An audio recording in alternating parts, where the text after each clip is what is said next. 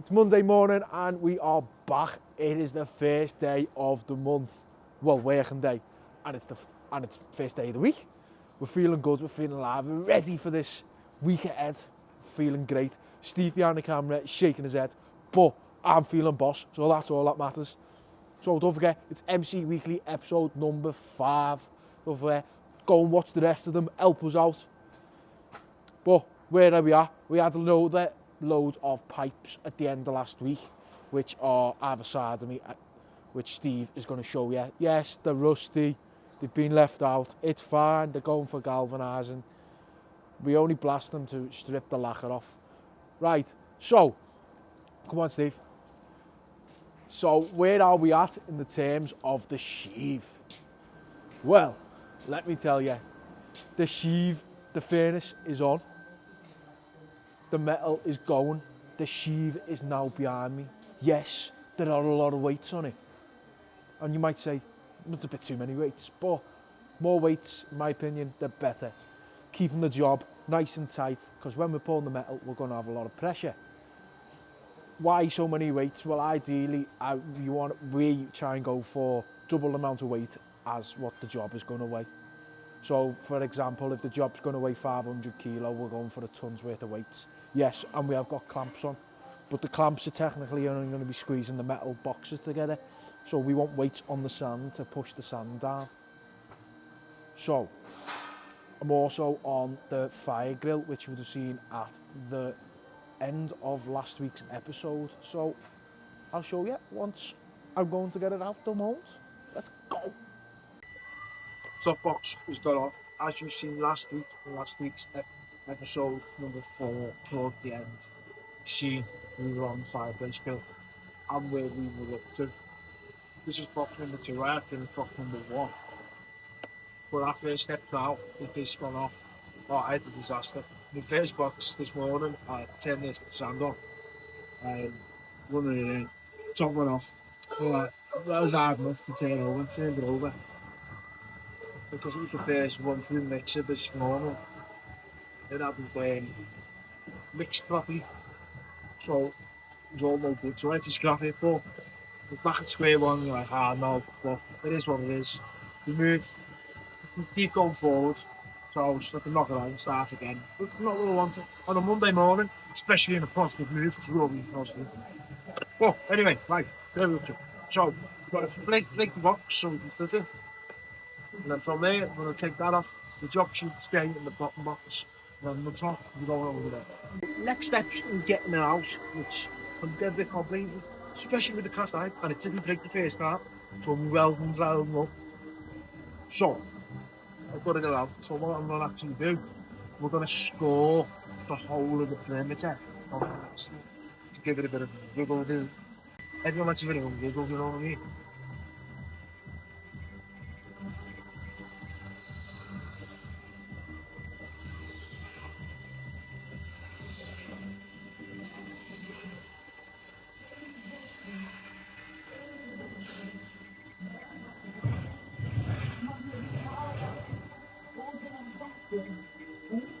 I might be thinking, that's just going to make the size difference.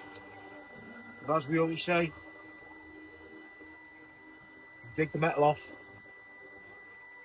can't put the metal back on.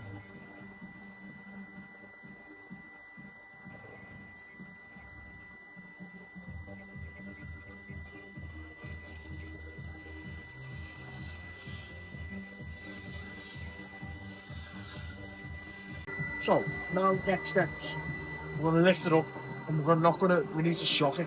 So, we're not going to use a rubber hammer or the plastic hammer. We're actually going to use a metal hammer, which we're going to be calling it. We want it to shock, get vibration going through, and that'll loosen it out so we can take it out of the mold.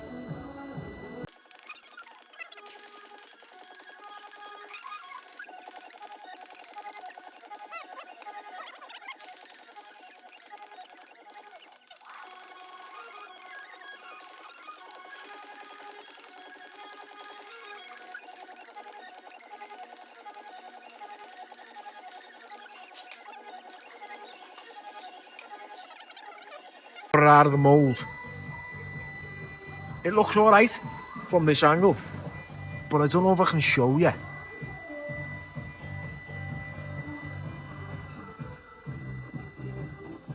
Nah, you can't really tell.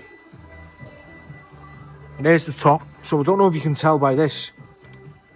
Where's the top? Very rough, but very bent as well. So, putting the runners in, I want to scratch it in either side, but with the job going this way, like the exits on an airplane, you want a runner to go across there, a runner to go across there, and I also want one there and one there. You might say it's a bit excessive for a small castle, but we want it to do, and we just cut it off and it goes back in the pot anyway. It's cast down, so.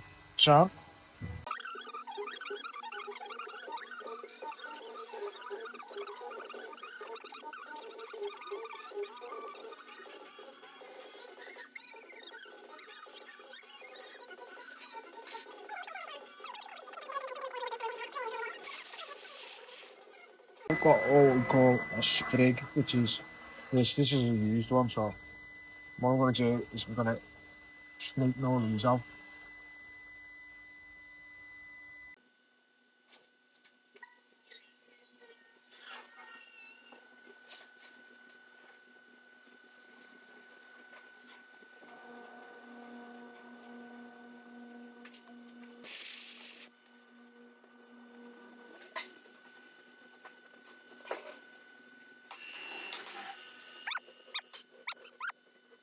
Say now roughly, and we had a customer rang up the other day and he wanted some of these making. Well, yeah, so he rang up, let me tell you the story. So he rang up, so he said, how many do you want? I said, if you could bring us two, you can bring us two, we can work off two. Unfortunately, he only brought us one. So we've got to make 15 of these and we're going to do them in ductile iron, just in case they need to weld them. But the lad who brought them was actually the lad who built this blaster 20 odd years ago. No, it was longer, it was just before the 2000s, so this blaster was built before I was alive. Now all you old people out there makes you feel old, doesn't it? Especially you behind that camera. So what we've got to do, our first steps is, we've got to, Steve's going to blast it, remove all the paint, reveal all the detail, and have it cleaned up. What? You So we've got to get it cleaned up. We are going to fill all the holes in, because we've got to work off the sample. We're not having a pattern made for this. But some weight to it. Be nice, proper Newell banister, staircase, post, whatever you call them nowadays. The names keep on changing. What would you call it, Steve? Spindle. Spindle, but it's not a spindle, is it? It's not a spindle's round. They're all different shapes and sizes. They're all the stairs, isn't it? It's the spindle, and it's come out pretty well. So all the details now revealed. We've got a lot of paint on this. When we're taking a closer look, we can now see the joint. The original joint is probably made up a proper pattern, but obviously we're not making off the pattern, we're making off this sample. So from your side, our joint is quite high on the outside and on the slits. The joint is made up around the top.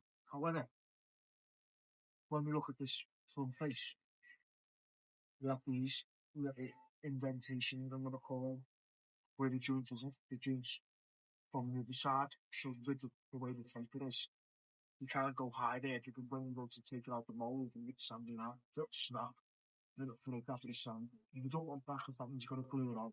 Also means in the longer term things, when you come to dress it, it's going to take longer as well. Obviously, I don't know how old this is, but it's come out pretty well. Obviously, you can tell it's an older cast when you probably not used to it back in the day. But obviously, it is still quite smooth. Now, if someone's had the sandal on it or what, because you don't know what to look back in the day either. Normally, when you see a lot of them nowadays, good joints quite visible. These aren't quite as visible. These are like really pressed well. So, which is good from that part. You can see that hole there. We'll have to fill that in as we said previously. because that'll put stuff in the sand. We're also going to fill out end holes in there to cook, so the customer's going to sort that part out. There is a slight crack over here as well. Oh, it's straightforward. Um, but it can get complicated. Quite a bit of work in this. Even though it's quite simple, especially when you wear it off the sandwich. If you work on compact, it's a completely different story. As you can make it, there's most of the whole in sense. But now, with a lot of jungle, because there's a lot of individual parts, it's not just Steve. So, nothing over.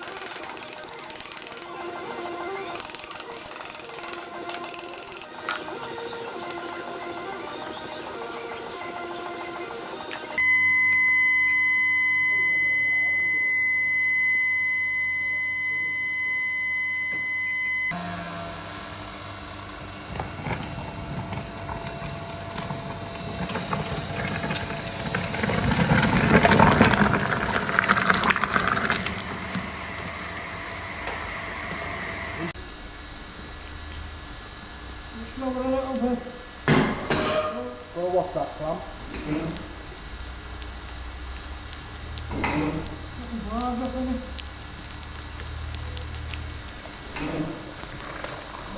That way, Jake, that way. That way.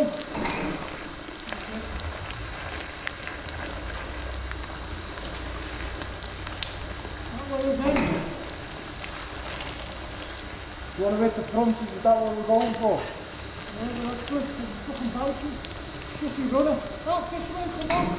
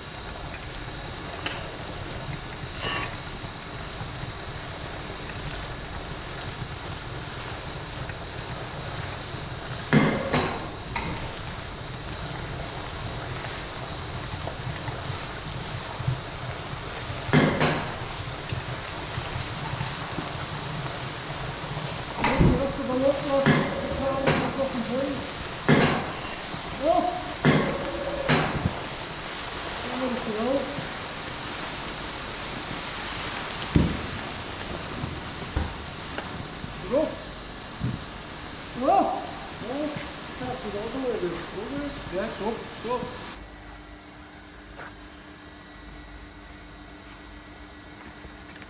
Yeah.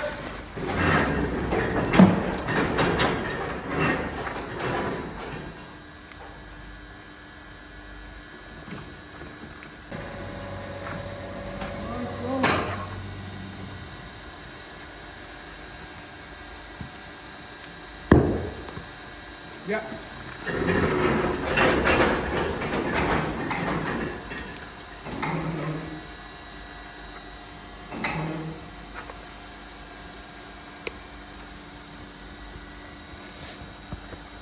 Yeah. So we cast the sheave yesterday, which is now here. We've eased it. We lifted it and eased it around the outside. So we're now ready to knock it out. Well, we're not going to knock it out because we've got no place to put the sand. So we're just going to take the job out. But it's now ready. So we lift it up to ease it about an hour after casting because it's now solidified. And we make sure if there's any flash around the outside perimeter, we have to knock that off. Because we've done a lot of different types of sheaves, especially last year. The smaller one was a bit of pain because that was a new pattern off an existing casting. So what we had to do is that gets a top layer of flash, so we had to make sure, because this was the same process, that if that had the flash we had to get that off, because the flash will chill, and the flash chills quick, and then that will cause cracks in the outside perimeter of the casting, which then the casting is then a fail. And it's not engineering quality that we're after.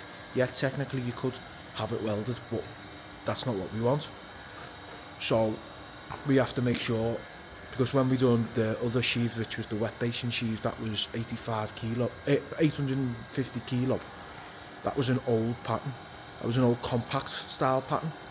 So the compact does both halves of the top and the bottom as well, which was different to me. I've not done one like that before, which was obviously good to learn. But that was perfect. Everyone was smashed out the park. So we had to make sure with this one, because it was working off an existing casting, that there wasn't any wiggle room, because the slight millimetre difference with the core on the outside could create that flash, and we couldn't have that flash, because if that flash is there, it will create cracks on the outside, because it's with it being so thin and the rest of the casting so hot, that'll chill first, and with it on the outside as well, that'll just cause that crack. And once we get that crack, it's game over. You have to start again.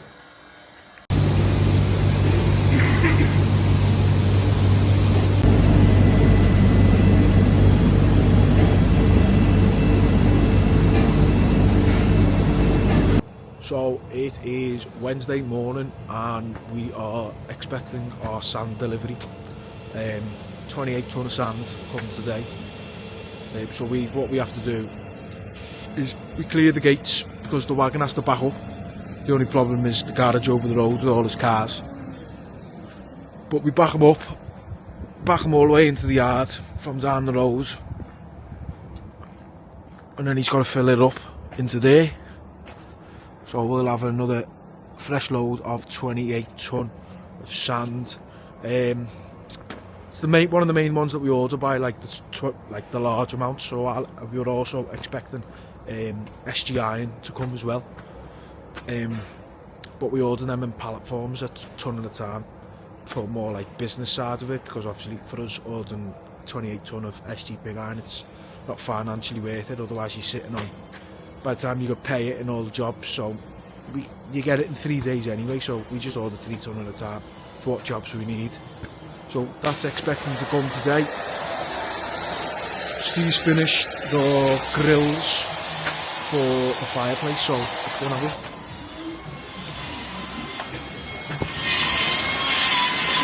Steven! Hiya, got your heater on again? Good. So,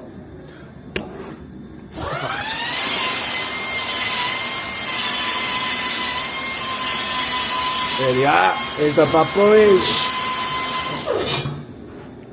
They're enough straight now. Come out pretty well.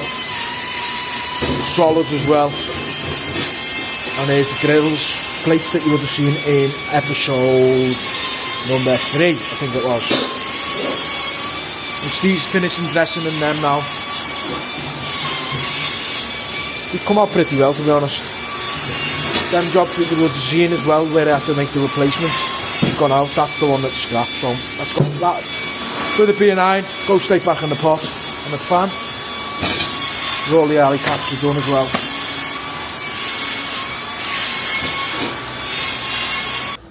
So it's a bit of a cold day on Merseyside today, bit of foggy, but where we are. So yesterday we had the delivery of the sand. Them drivers, absolutely quality. To drive around, and obviously they back up and spin it all the way back up into the yard. It's quite tight as well down the bottom. So he's reversed up, got in, makes it look easy. But like some drivers, some of them hate it. Like when we get normal Arctics or wagons coming, they'll just stay at the bottom now and then make us go down on the stacker. So we also had delivery of our SG, which obviously we get in a tonne of pallet. It's great. We can reuse the pallets, and we used the wooden straps that go around the outside, which is all good for us. So we've now got a nice full load of sand. we're having a bit of sand problem as well. So our resin, no, our hardener keeps getting mixed up.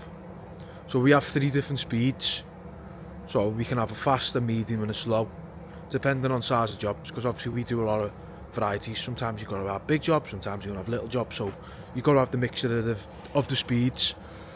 But it's not working properly, so we're having jobs up and they're not going off, so we've got to clean it all out and get that all sorted today, so we can crack on nice and smooth, producing quality castings all the way around. We also had a drop off of a load of pipes, so we've had them done. They've priority, they get done and they'll be coming back and get collected today. We also had from one of our other local powder coating firms a load of steel. So we got all this fresh steel, all been bent, nice. So they've all got to be shot blasted, ready for powder coat. To be honest, they're a good job these, because you're just cleaning it all up, which is nice. Quick, get it round, get it turned around quick as usual, and crack on. As well as that, we've also had a drop off from fabrication firm for a gate restoration, should we call it. They're just shot blasting and then they're going to get repowder coated. So here's the bad boys. Let me just mess around with this. Oh, as we can see, look, rust. It's just a gate that's obviously been painted in the past. Well, couple of gates, couple of railings. But once we get all this blasted, you can see it there now with the bit of frost that we've got on Merseyside. It's all falling away. But even though it is a bit rusty, the metal underneath is still quality. The metal's sound, especially on the bar sides, they're always going to be solid. They always last. Your box section's probably going to go first. Normally you see the little the hook straps or whatever they're called. They go. Obviously the lock, they've gone a bit rusty as well, but once they're blasted, mate, they're going to look absolutely sound. They will be as good as new. There's nothing wrong with them, just they've just gone, the paint's failed and they've gone rusty. But obviously, how much would that cost to remake all of them? Money is tight nowadays. Saving the gates, and you know what, they'll last. If you keep on top of it, they're just going to last, aren't they? So to win it. So busy day. We've also got a breakdown sort of job coming in today. It's coming from Scotland, so we've got to get them moulded, and hopefully we're going to cast them today, and then obviously you can get them out for the customer tomorrow. So it's always fun and games. Touch wood. Let's go. Let's get moulding, people. So all the gates that we shown you before are now all blast. So I'll show you the difference now once we've removed all the paint. I'm just looking at them now, ready. Look at the difference in that now. And you know what? All the metal is near enough all sound. Maybe the bottom rail on some of them's a bit where they're pitted, where the rust is obviously out at it. But other than that, once these are now powder coated again, it's going to look like a brand new set of gates. And how much would a new set of these cost? I wouldn't like to know, but difference in them now. Yeah, so we have a breakdown job. Well, not much of a breakdown, it's the plates we've got to make which are here. So the customer come yesterday morning and dropped them off, working off the original sample, and was stressing because if this breaks, it's off a ship that's docked in Scotland somewhere. So he's been down, picked her up. Now it's now Friday, and we finished. Well, we moulded them yesterday, got them cast, going out today, so they'll be ready for the afternoon. But this is they're like big plates. They look like this, working off the sample. They're all pitted, because obviously they're all originals. So what I've done is he's going to have all the holes for machined out, which you probably can't really see now because of the automotive. But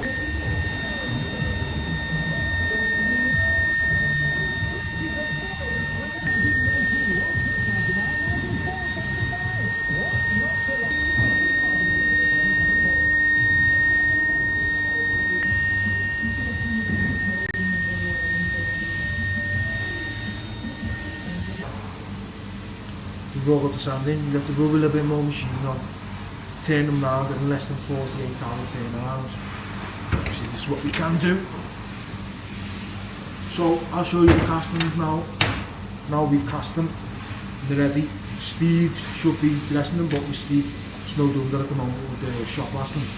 I'm going to dress them, so I've moulded them, I'm going to dress them.